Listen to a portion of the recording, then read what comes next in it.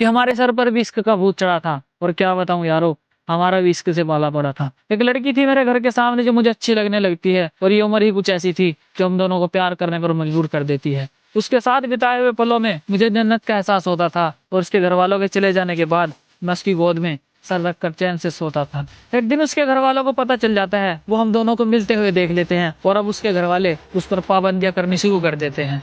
अब हम दोनों को एक दूसरे की आदत सी हो जाती है, और मैं तो पहले ही पागल था, अब वो भी मेरे प्यार में पागल सी हो जाती है।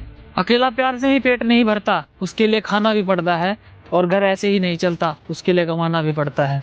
अब घर वालों की जिम्मेदारी और उसके प्यार का बोझ उठाकर मैं कमाने निकल जाता हूँ। मैं जल्दी ही वापस आऊंगा, मेरा इंतजार करना, ये कहकर मैं बाहर आ जाता हूँ।